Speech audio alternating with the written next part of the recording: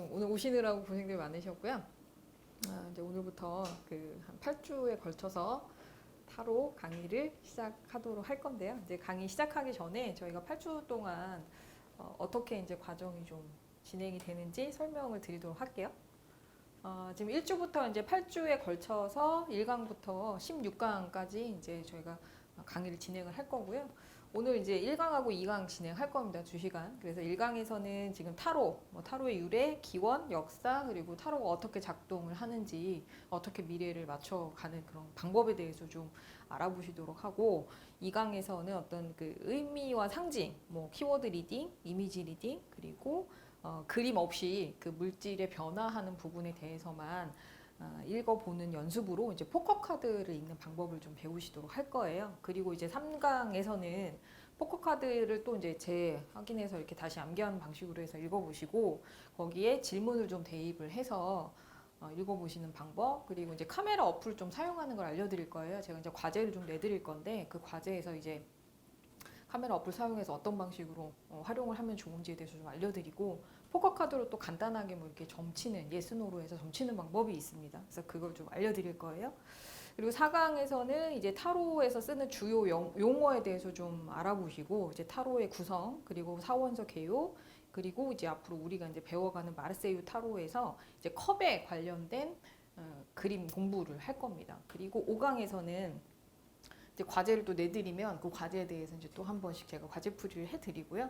거기서 이제 마이너 카드 동전을 알아보시고 6강에서는 봉, 그리고 7강에서는 칼 부분을 알아볼 겁니다. 그리고 나서 이때부터 이제 과제를 전체 풀이, 그러니까 마이너 카드하고 메이저 카드라는 부분이 있는데 여기까지 가면 이제 마이너 카드에 대해서는 다 배우게 되시거든요. 그래서 거기에 대해서 질문을 던져보고 그걸 또 해석하는 이런 과제들을 좀 드릴 거예요. 그래서 그 과제를 좀 같이 풀어보시는 시간을 요 주에서 이제 하도록 할 겁니다.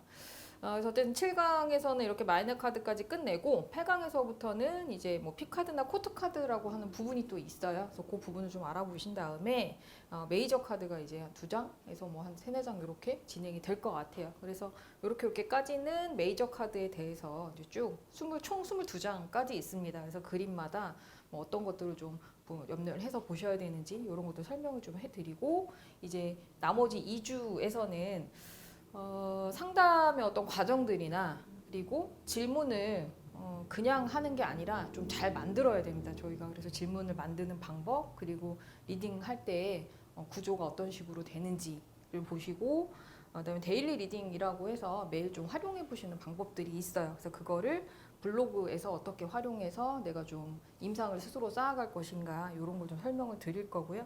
그다음에 카드 배열법에 대해서도 이후에 이제 3카드가 이제 기본인데 5카드, 9카드 이런 식으로 해서 카드를 조금 늘려가면서 읽어보실 수 있는 확장된 배열법을 좀 알려드릴 겁니다. 그리고 그 뒤로 이제 과제풀이하고 실전에서 풀이 이제 사용되는 것도 쭉 알려드리고요. 그리고 나서 이제 블로그를 제대로 활용을 이제 어떻게 할 것인가 이런 것들에 대해서 이제 전체적으로 좀 마무리가 될 것 같아요. 하다가 보면 한 강이나 한두 강 정도는 좀 당겨질 수도 있습니다. 과제를 이제 많이 시간을 할애하지 않으면 강의가 약간 좀 앞으로 당겨질 수도 있고요. 그래서 1시간 정도 당겨진다고 하면 이후에 실전 풀이들을 조금 앞으로 당겨서 이제 그 풀이들을 조금 더 시간 할애를 하도록 하겠습니다. 그래서 전체적인 커리큘럼은 이렇게 진행이 될 예정이에요. 그러면 오늘부터 이제 타로 마스터로 1강 시작하도록 하겠습니다. 아이고, 이거 왜 이러죠?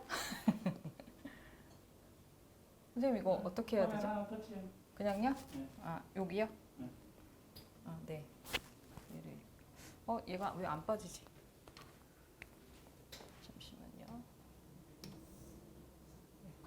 길게 안 하면 또 달라도 돼요. 네. 자, 일단 타로 사전적인 의미를 좀 알아보시도록 할게요. 일단은 여기 이제 국어사전에 있는 내용인데 14세기경부터 유럽에서 사용된 그림 카드 다, 그리고 본래 22매의 우의화라고 되어 있는데요. 이게 이제 한자로 되어 있는 부분인데 우가 우리 우편물 할 때 우체국 할 때 우여서 붙일 우자입니다. 그리고 의가 뜻의, 그리고 화는 이제 그림화라고 해서 인물을 사람으로 이제 의인화를 하거나 아니면 상징적인 것들을 그려낸 그림 이제 우의화라고 해요. 그래서 이솝우화 할 때 우화라는 말도 같은 뜻으로 보시면 됩니다. 그래서 그런 우희화 카드에서 56매의 점수 카드로 되어 있으나 지금은 32매로 줄였다. 그래서 뭐 점치기나 게임에 사용한다. 이제 이렇게 지금 국어사전에는 정의가 되어 있습니다. 그리고 또 이제 네이버 미술 대사전에 보면 유럽에서 만든 가장 오래된 트럼프의 일종이며 점술에 사용이 되었다. 그래서 타로 카드 78매가 한 조다. 그러면서 한 조라는 거는 한 세트다, 한 권이다. 이제 이렇게 아시면 돼요. 그리고 타로 카드는 다양한 그림이 그려진 78매의 카드를 말하며 문제를 분석하고 해답을 찾아가는 방법을 제시하는 일종의 점이다. 이렇게 돼 있네요. 여기 이제 네이버 시상식 사전이에요. 그래서 공통점을 보시면 점수 카드 이게 이제 매수가 총 이렇게 해서 78매라고 돼 있는 부분이 있죠. 그래서 타로 카드는 일단은 뭐 다른 것들도 있지만 기본적인 카드는 어쨌든 78장이 기본으로 돼 있고 대부분 이렇게 점을 친다, 뭐 이렇게 점술이다, 뭐 이렇게 일통상맥하는 내용으로 정의가 되어 있습니다. 자, 그런데 이제 뭐 사전적인 의미는 이렇게 정의가 되어 있는데 이제 일반적으로 타로를 이제 알고 계시는 부분들은 이렇게 알고 계세요. 타로를 이용해서 앞날을 내다보고 영리를 꾀하기 위한 점술이다. 그래서 뭔가를 점쳐서 나에게 좀 유리하도록 상황을 좀 만드는데 사용하는 점술이다. 이제 이렇게 알고 계시고요. 그리고 한자 용어가 많아서 어려운 명리학보다는 그림으로 된 카드를 보며 인생 지침으로 활용하는 것으로 접근성이 용이한 점술이다. 이렇게 알고 계십니다. 자, 한자 용어. 명리하시면서 제일 어려운 부분이기도 하죠. 공부할 때. 그러니까 공부하는 사람도 어려운데 이 상담하러 가는 사람들은 진짜 갑자 써놓고 갑을병정인지 아무것도 모르시잖아요. 그래서 뭐 내 8글자를 이렇게 펼쳐놔도 그 상담하시는 분의 어떤 지식에 이제 100% 의존을 해야 되는 상황인 거죠. 자, 그런데 타로는 보시면 이렇게 그림으로 되어 있기 때문에 이거는 본인이시고요, 이게 남자친구고요, 이게 두 분을 뭐 연결해주는 뭐 두 분 그 친구분이시네요, 이렇게 하면서 그림으로 보여주면서 설명을 하기 때문에 아무래도 좀 이해가 좀 빠르시고 또 명리를 상담하러 갈 땐 주저주저 하면서 좀 이렇게 고민을 많이 하게 되는데 타로 같은 경우는 그냥 좀 가볍게 좀 상담을 하실 수 있는, 그래서 접근성이 좀 용이하다. 이제 이렇게 알고들 계시죠.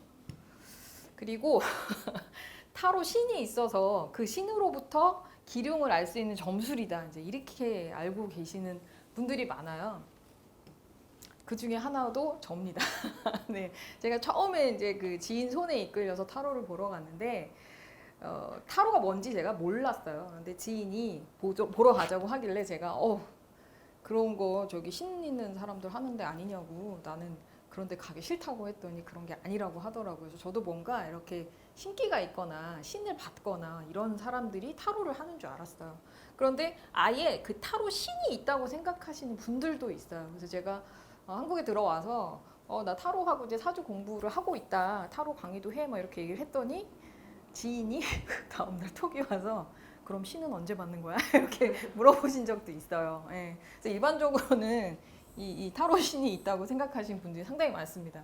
근데 아니죠. 예. 신하고는 관계가 없습니다. 예. 그리고 뭔가 대단히 신비스러운 것이라고 생각을 많이 하세요. 그래서 뭐 여기도 지금 촛불이 이렇게 켜져 있기는 하지만 타로에 관련된 사진들을 이렇게 보시면 막 수정구슬이 있고 막 초가 늘려져 있고 막 집시분장한 사람이 굉장히 이렇게 시커먼 이렇게 화장 같은 걸 하고 굉장히 막 분위기가 묘한 뭐 그런 사진들이 좀 많아요. 그런데 뭐 신비스럽고 그런 것들은 아니에요. 사실은 인간의 어떤 무의식적인 부분들을 순식간에 빠르게 표출해내는 걸 읽어내는 방법인 거지, 되게 뭐가 이렇게 뭐 신비스러운 이런 종류는 아닙니다. 이제 차차 공부하면서 이제 좀 알아가시면 되고요.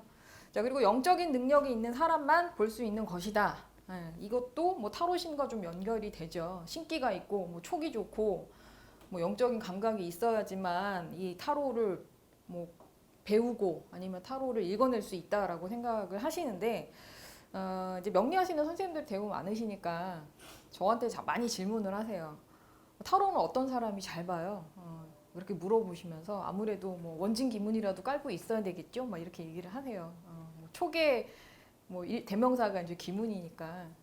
근데 저는 생각이 좀 물론 뭐 있으시면 더 촉이 있으면 빨리 보실 수는 있겠지만 국어를 잘 하시면 제가 일단 가르쳐드린 리딩 방법은 그림을 그대로 보고 표현을 해내는 거기 때문에 오히려 좀 문학적인 그런 이렇게 글쓰기를 좀 잘 하시던가 그런 국어적인 부분들이 조금 더 언어적인 부분이 발달이 돼 있으신 분이라면 뭐 촉 있는 사람들보다 영적 있는 사람들보다는 훨씬 더 좀 유리하다고 보입니다. 그래서 어떤 이렇게 화려한 뭐 어떤 영적인 뭐 이제 이런 부분은 아주 가까운 상황은 아니에요. 네.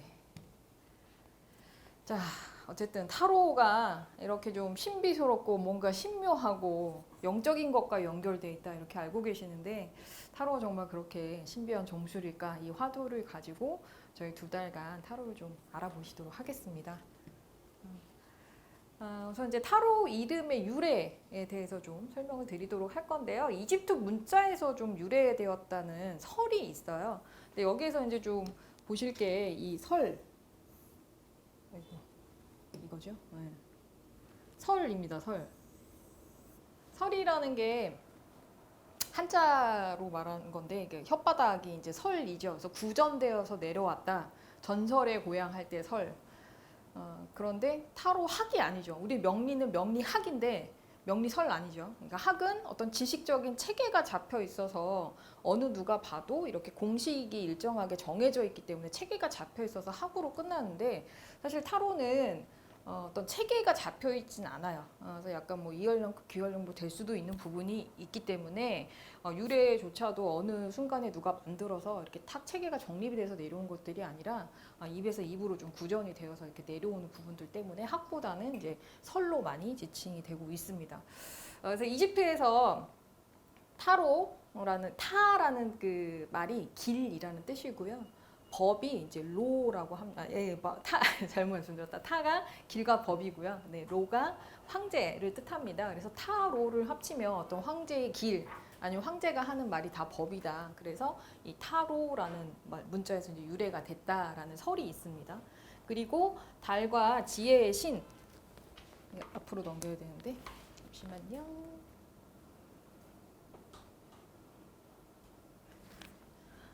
사진을 보여드려야 되는데 잠시만요.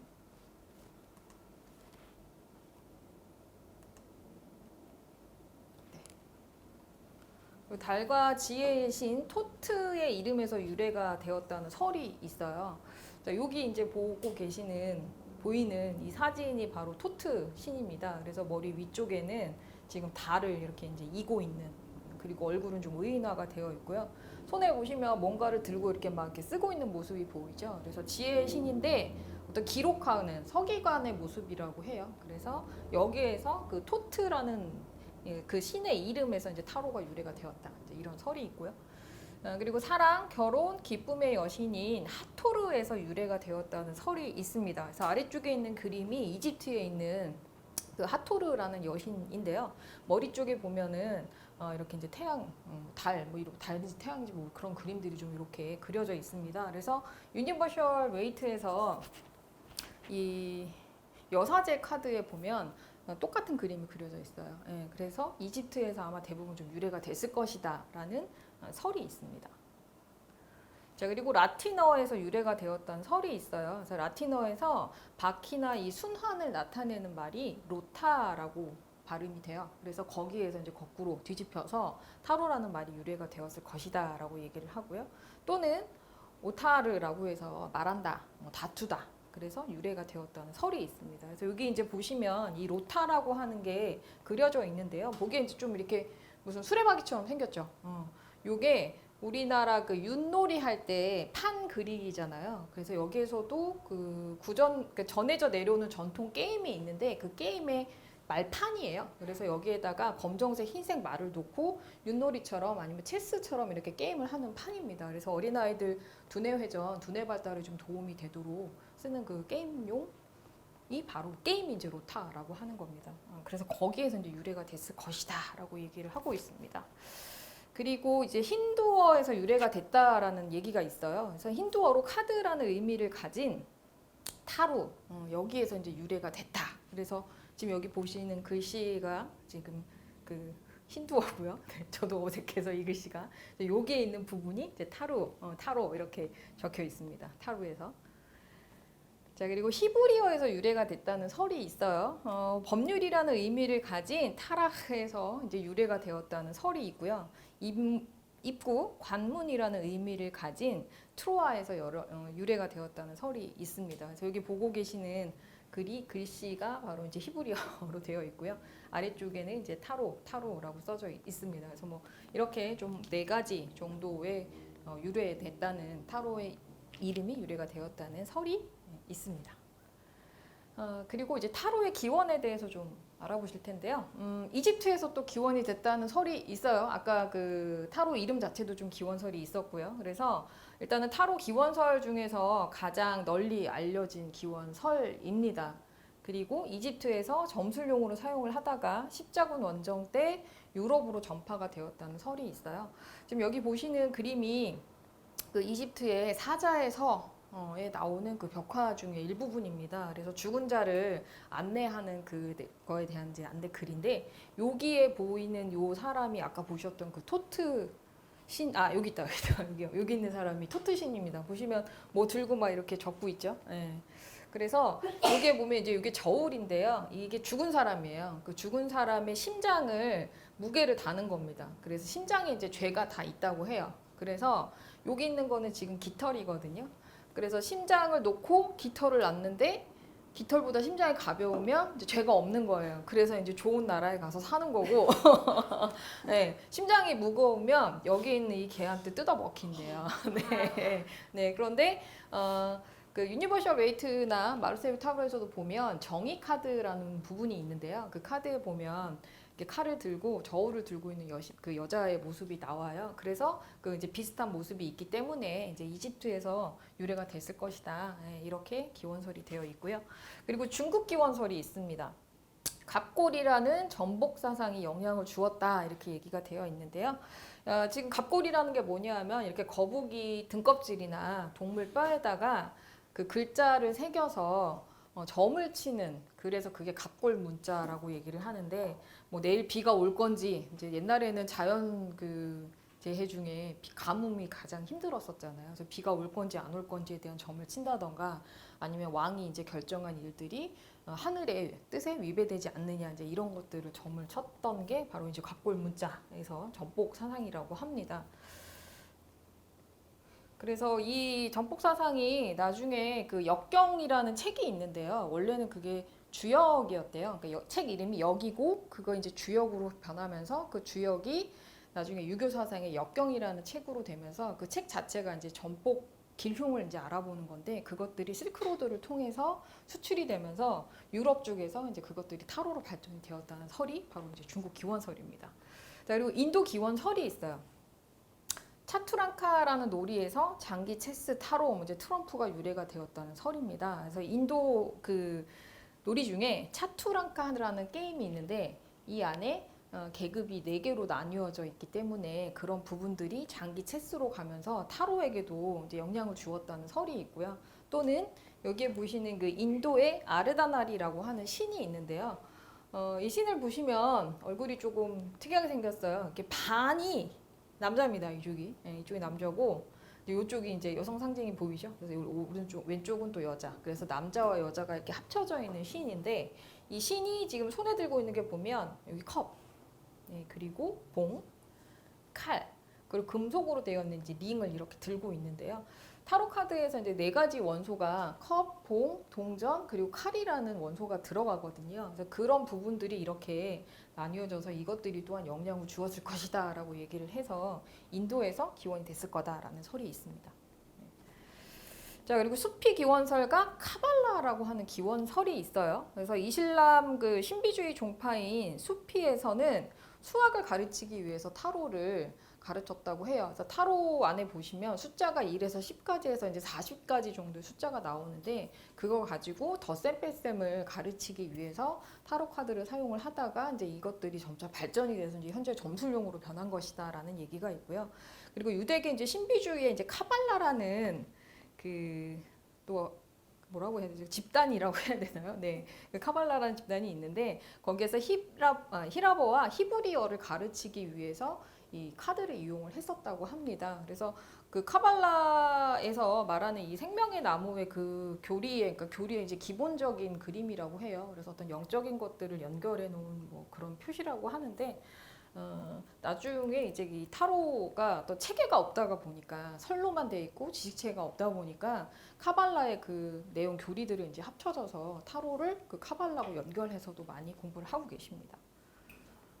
어쨌든 타로는요, 아까도 뭐 말씀드렸지만 체계적인 자료가 없어서 정확한 출처가 확인된 바가 없기 때문에 이제 기원설로만 구현이 되어오고 있고 또 14세기 유럽에서 시작해서 18세기까지는 게임용 카드였으나 점차 점술용으로 변하면서 프랑스에서 아까 말씀드렸던 카발라, 그리고 히브리 문자, 신화, 별자리들을 다 연결을 해서 어떤 의미나 상징이 확장이 돼서 이제 체계화를 시키게 됩니다. 그래서 프랑스 신비주의자들이 이러한 연구가 현대 타로 카드를 이제 발전시키는데 큰 공헌을 했다고 합니다.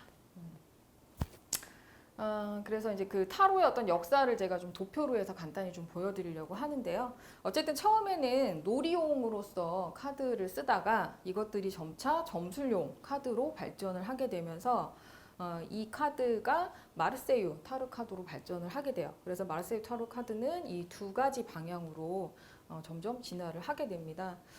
일단 문헌에 역사상 최초로 등장하는 타로 카드가 1392년 자크맹 그랭고노가 프랑스의 사르 6세를 위해서 만든, 그래서 이름은 없고요. 타로 카드 이름은 없고 그냥 대비밀 카드 이렇게 되어 있습니다. 근데 현재는 17장만 지금 남아 있어서 그 파리 국립도서관에 이제 소장 중이에요. 근데 이후에 그 17장에다가 나머지 이제 78장에서 17장 빼면 61죠. 61를 다시 이제 누군가가 그려 넣어가지고 판매는 하고 있어요, 지금. 그런데 원 그림은 17장만. 그래서 이 당시에는 어떤 목판의 어떤 기술력이 발달되는 시대가 인쇄 기술이 발달되는 시대 아니었기 때문에 카드 한 장 한 장을 손으로 이렇게 다 수작업해서 그려야 되기 때문에요. 좀 부자들만 가질 수 있었던 어떤 부의 상징이었다고 합니다. 그래서 이 사르 6세를 좀 기쁘게 하기 위해서 이 자크맨 그랭보노 약간 뇌물처럼 바쳤던 카드가 바로 이 카드라고 합니다. 자, 그리고 그 이후에 좀 더 그래도 많이 원본이 남아있는 카드가 이 비스콘티 스포르자 타로인데요. 1450년에 보니파시오 뱀보 네, 발음도 힘드네요. 우리나라 말이 아니라 예. 그 작가들이 수작업을 해서 이제 만들어진 카드입니다. 이렇게 생겼어요. 근데 이 카드도 78장 중에 4장은 분실이 돼서 다시 만들어서 이제 현재 또 판매가 되고 있는 제품입니다. 그래서 그림은 이런 형태로, 그리고 보면 약간 좀 클래식하면서도 옛날 이렇게 좀 명화를 보는 듯한 그런 분위기가 좀 나죠.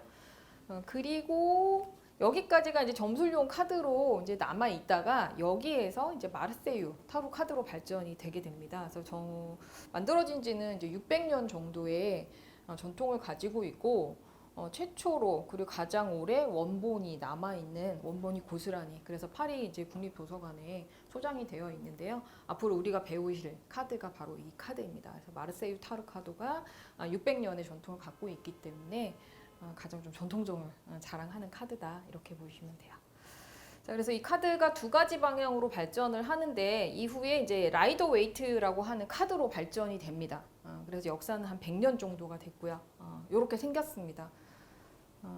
가장 좀 많이 쓰고 계신 형태의 카드로 보셨을 거예요. 그래서 이렇게 라이더 웨이트 카드 지금 비교를 해보시면 좀 많이 다르죠. 같은 이렇게 동전 왕이고 지금 칼 왕인데 이 라이더 웨이트는 좀 더 사람에 가깝게, 그리고 뭔가 좀 의미나 어떤 상징성이 되는 부분들을 좀 더 많이 그려 넣었어요. 그 마르세유 타로는 그냥 인물에서 간단하고 아주 심플하게 그려져 있는데 부가적 요소들이 좀 늘어났습니다.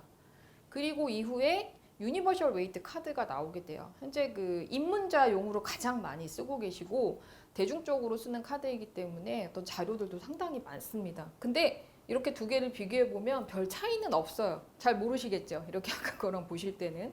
근데 비교해 보면 컬러가 좀 달라요. 그래서 조금 더 색깔을 더 생동감 있게 예쁘게 색연필로 덧입혀서 그린 그림입니다. 그래서 그림은 그대로이고 색깔만 좀 다르구나라고 보시면 됩니다.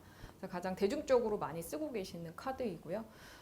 그래서 이렇게 두 가지로 지금 유니버셜 웨이트 카드로 이제 발전이 되고 이후에 마르세유 타로 카드가 기타 타로 카드나 이제 오라클 카드라는 것들로 발전을 하게 됩니다. 또 오라클 카드는 이 타로 카드의 78장의 체계를 따르지 않고 작가, 그러니까 만든 사람이 임의대로 장수를 조정을 해요. 그래서 뭐 36장도 있고 52장도 있고 때로는 80장짜리도 있습니다. 지금 주역 타로 같은 경우는 뭐 64장 되어 있죠. 그래서 이렇게 78장에서 체계가 벗어난 카드들을 전부 다 오라클 카드라고 합니다. 그래서 이렇게 두 가지 맥락으로 지금 발전이 되어 왔고요. 그리고 이 점술용 카드들, 놀이 카드에서 점술용 카드에서 그냥 직진으로 해서 쭉 발전이 되어 온 게 포커 카드입니다. 가장 많이 보셨던 카드죠. 그래서 일반적으로 쓰시는 카드, 그냥 게임용 플레잉 카드라고도 얘기를 합니다. 그래서 이렇게 타로는 발전이 되어 왔고요. 자, 그러면 타로는 어떻게 미래를 좀 예측을 하는 걸까? 이 작동법을 좀 궁금해 하시는 분들이 많아요. 저 또한 그랬고요. 자, 정해진 미래는 없다. 이렇게 정해져 있는데 지금 길 위에 차가 굉장히 많죠.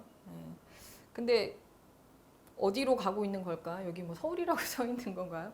어쨌든 어디를 가고는 있는데 이 상태만 봐서는 이 차들이 어디로 가고 있는지 목적지가 어디인지 우리는 알 수는 없어요.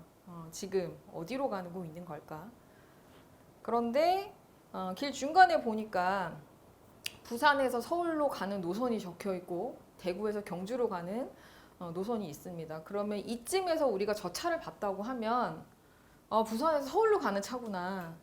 이 라인을 타고 있다면 그 이 라인을 타고 있다면 대구에서 경주로 가고 있겠구나라는 걸 추측을 해볼 수가 있겠죠.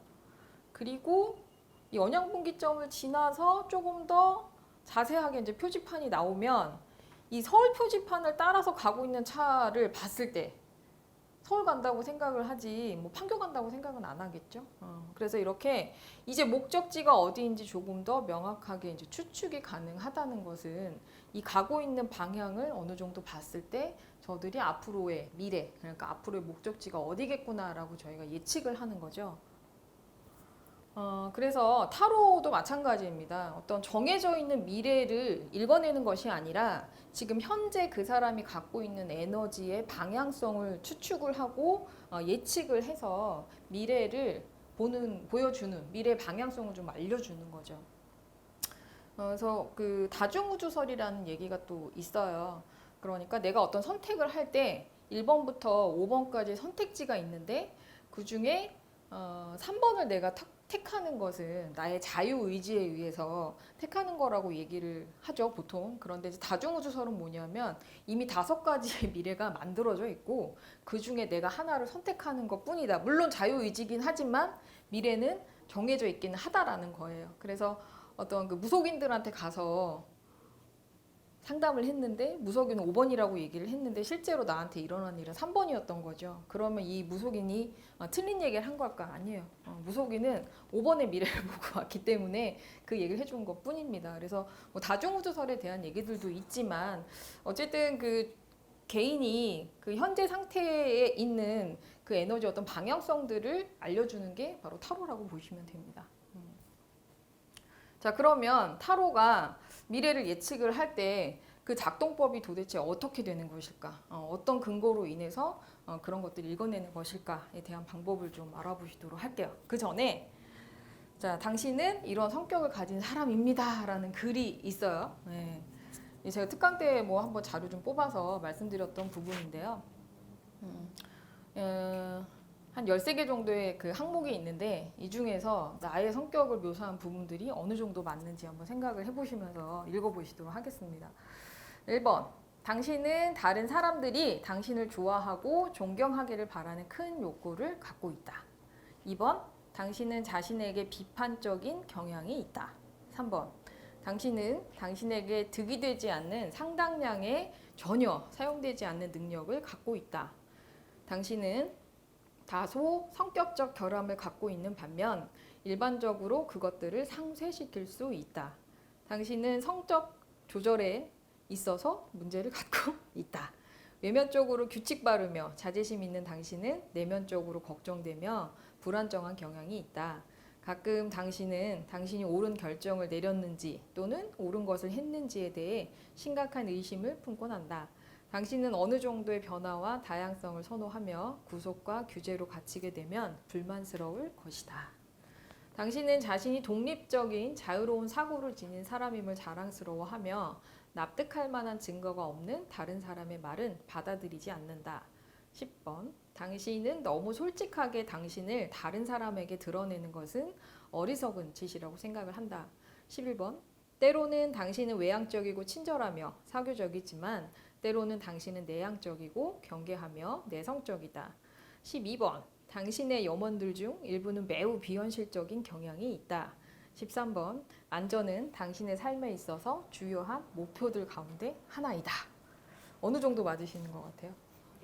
10개. 네. 대단하죠? 저는 선생님을 처음 봤는데 도대체 어떻게 10개나 선생님 성격을 맞춘 걸까요? 네.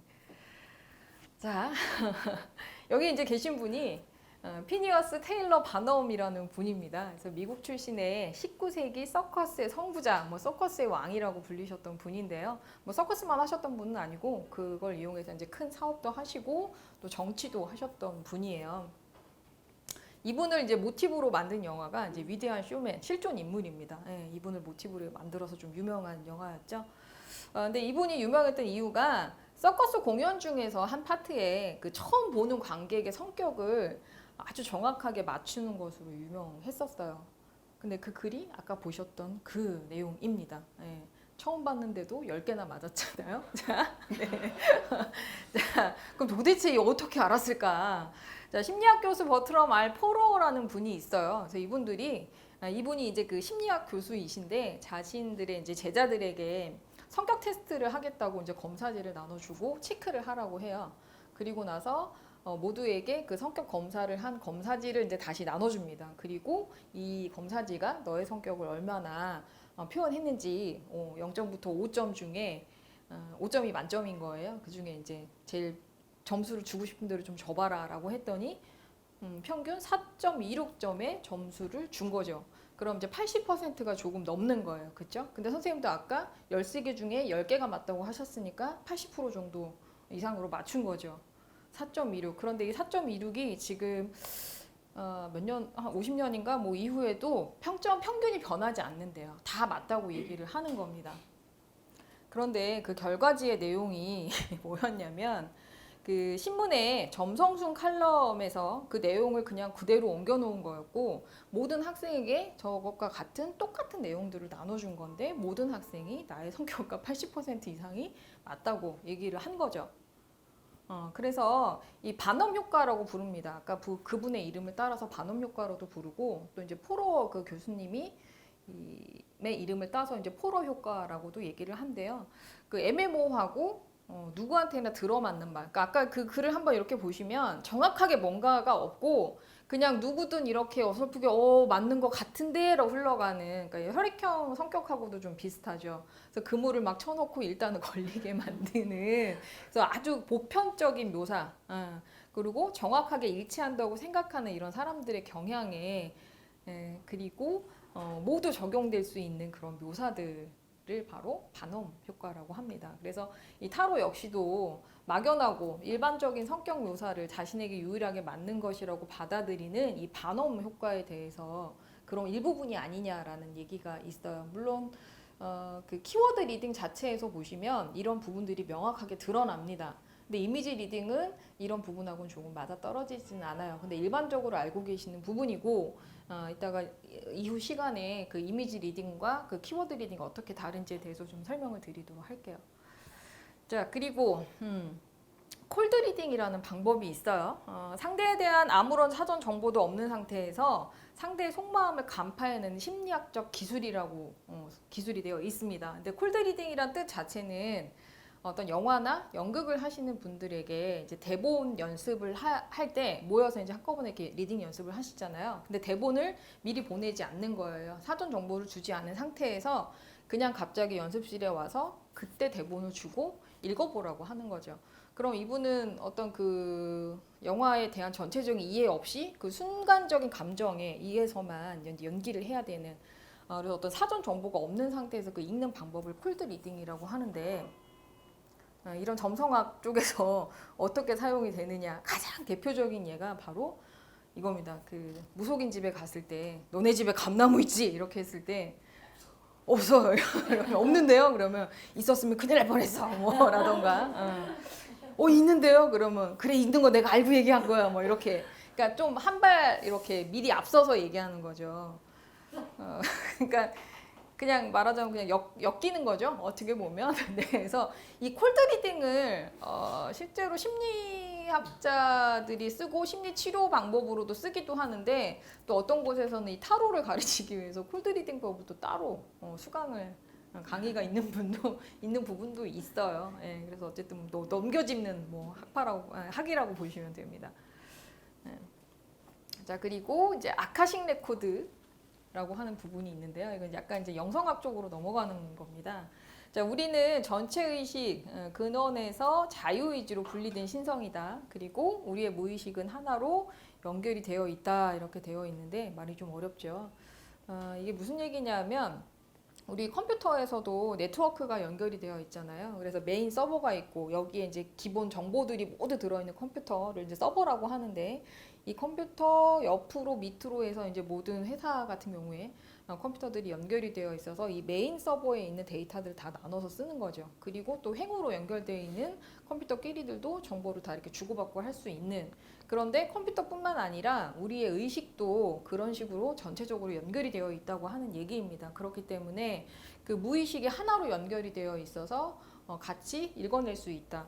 그래서 타로 같은 경우는 꼭 본인이 오지 않아도 전화상으로도 다른 사람의 문제에 대해서도 이제 이렇게 상담을 하시거든요. 그것들이 다 이제 연결되어 있기 때문에 가능한 것이다.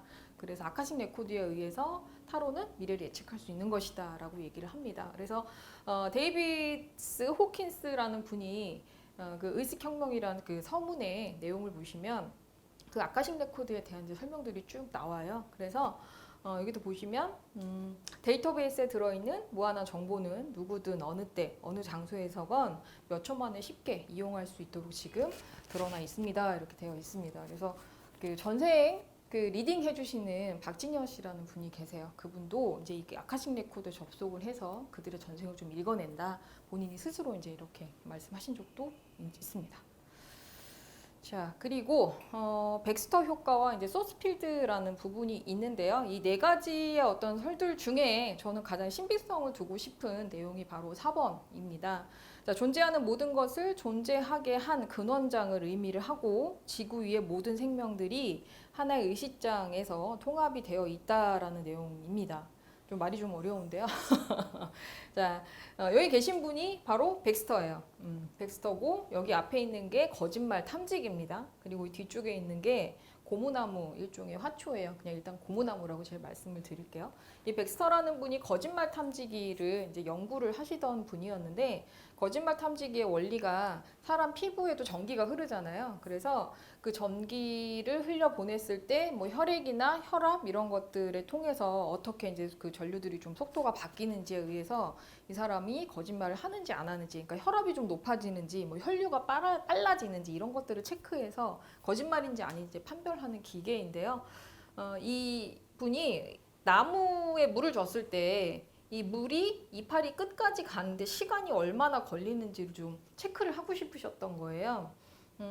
전류가 이제 그 물을 타서 이렇게 물을 타고 흐르기 때문에 속도로 충분히 체크가 가능할 거라고 생각을 하셨던 거죠. 그래서 연결을 하고 이제 그래프를 이제 이렇게 측정을 하고 있는데 좀 의외의 반응이 나왔대요. 보통 그 거짓말 탐지기를 사람 몸에다가 이렇게 연결을 했을 때 당황하는 패턴이 있대요. 그런데 나무가 의식이 없는데 나뭇잎이 당황을 하더래요. 고무나무가. 그래서 이게 무슨 일이지? 왜 나무가 사람하고 똑같은 의식을 지금 표현을 하는 거지? 너무 이상한데? 그러고서 나무에게 이제 자극을 줘보기로 합니다. 보통 사람들에게도 거짓말 탐지기를 이제 측정을 했을 때 처음부터 좀 이렇게 일부러 당황스럽거나 아주 자극적인 질문을 한대요. 그래서 그래프가 이렇게 제대로 좀 작동을 하는지를 보려고 그래서 이제 나무를 자극하기로 하죠. 그래서 이파리 하나를 툭 뗐습니다. 근데 나무가 반응이 전혀 없더래요. 그래프에. 그러면 나뭇잎을 좀 괴롭혀 볼까 하고서 뜨거운 물에도 담그고 이제 고문을 한 거죠. 나뭇잎을 막 잘라도 보고 막 구겨도 보고 찢어도 보고 했는데 나무가 아무 반응이 없더래요. 그래서 아니 뭐지? 내가 잘못 봤나? 아니면 떼어낸 이파리에다가 내가 뭔가 자극을 해서 반응이 없는 건가? 그러면 저 살아있는 나뭇잎을 라이터로 지져볼까라고 생각만 했는데 갑자기 그래프가 미친 듯이 뛰기 시작을 하는 겁니다. 너무 깜짝 놀랐죠. 난 아무것도 안 했고 생각만 했는데 어떻게 이 나무가 반응을 하는 걸까? 그래서 그 뒤로 나뭇잎뿐만 아니라 뭐 냉장고 안에서 꺼낸 고기, 뭐 계란, 빵, 주변에 있는 모든 그 어떤 생명 반응이 있는 것들을 그 호일을 감아서 전류 측정을 해봤는데 다 똑같은 반응을 나타내는 거예요. 오로지 내가 생각만 했을 때도 반응을 보이는 거죠. 그래서 어떤 의식이 이렇게 하나로 좀 연결이 되어 있는 부분들에 대해서 더 연구를 하게 됩니다. 하물며 이제 뭐 이렇게 계란도 깨려고 액션만 취해도 그래프가 막 뛰는 거예요. 그래서 도저히 음식을 먹을 수가 없는 상황까지 오게 되십니다. 네. 그런데도 이제 그 조금 이후에 이제 여러 가지 연구를 하면서 발견을 한 게 그 음식에다가 이제 기도를 하는 거예요. 이걸 호우포노포하고 좀 비슷한데 나름 이제 정화를 하는 거죠. 너로 인해서 내가 생명을 유지하는 것을 너무 감사하게 생각한다고 마음속으로 정화를 하면서 달걀을 깼는데 그래프가 전혀 움직이지 않더래요. 그러니까 자연의 완전 이렇게 심각했어요. 네, 그 얘네들도 자연의 순응을 하는 거죠. 그러면 식물도 이렇게 되는데 그럼 사람도 뭔가가 의식장에 연결이 돼 있고 뭔가 반응이 있지 않을까 해서 사람도 이제 체크를 좀 하게 되죠. 그래서 아는 지인분이 좀 먼 거리에 사는 분이 있으셨어요. 그래서 그분의 그 상피세포를 채취를 하게 됩니다. 그래서 입에 물을 붓고 이제 뱉은 거에다가 원심물력기를 돌리면 백혈구가 이제 따로 적출이 된대요. 그래서 백혈구를 아주 미세한 침에다가 전극을 연결을 한 다음에 그대로 이제 놔두고 이분이 이제 좀 먼 거리 비행기를 타고 가야 이제 집으로 돌아가시는데 그 시간 동안 어떤 특별한 일이 생기면 그때마다 시간 체크를 좀 해달라 이렇게 부탁을 했대요. 그런데 그분이 가는 동안 뭐 교통체증도 좀 있어가지고 화가 좀 나기도 했고 뭐 교통사고가 날 뻔도 하고 비행기가 또 그 바람에 좀 늦게 타게 돼서 못 탈 뻔도 하고 그리고 다시 내렸는데 또 교통 문제가 있고 이럴 때마다 시간 체크를 했는데 정말 그 백혈구에서 이상 그래프가 나오는 시간하고 아주 일치가 된 거예요. 그래서 너무 신기하잖아요. 그럼 이번에는 그러면 사람하고 세포하고 그 어떤 의식이 다 연결이 돼 있으면 사람과 사람은 또 어떨까? 그래서 또 다른 테스트를 하게 됩니다. 그래서 서로 이제 모르는 두 사람을 데려다 놓고 한 30분 정도 대화를 하게 해요. 그러면 보통 라포가 형성이 된다고 해서 서로의 이제 그 뇌파가 이렇게 동조를 하게 되거든요. 그러니까 친밀감이 좀 생기는 거예요. 그런 다음에 각자 다른 방에다가 두 사람을 놓고 한 사람은 이 거짓말 탐지기를 이제 연결을 해놓고요. 그리고 한 사람은 아주 깜깜한 방에 혼자 이렇게 앉아 있는 상태에서 프레쉬로 10분에 한 번씩 그 사람의 눈에다가 강력하게 빛을 줬어요. 반대편에 계신 분은 아무것도 몰라요. 아무 느낌도 없고 그런데 그래프만 정확하게 10분에 한 번씩 이렇게 뛰더라는. 그래서 이 내용들이 사실 그 소스필드라고 하는 책에 다 나와 있는 내용입니다. 그래서 그 어떤 의식장을 소스필드라고 표현을 하고 이렇게 우리의 무의식이 다 연결이 되어 있기 때문에 내 무의식도 읽어내고 또 상대방의 그런 무의식들도 읽어내서 그 타로가 미래를 예측을 하는 것이다 라고 볼 수 있습니다. 그래서 그런 좀 의식이 이렇게 하나로 연결되어 있는 부분들에 대해서 그 세계관을 좀 잘 나타내고 있는 영화가 바로 아바타라는 영화예요. 아마 다 한 번씩은 보셨을 것 같아요. 저는 영화 한 5번 정도 본 것 같습니다. 너무 좋아해서.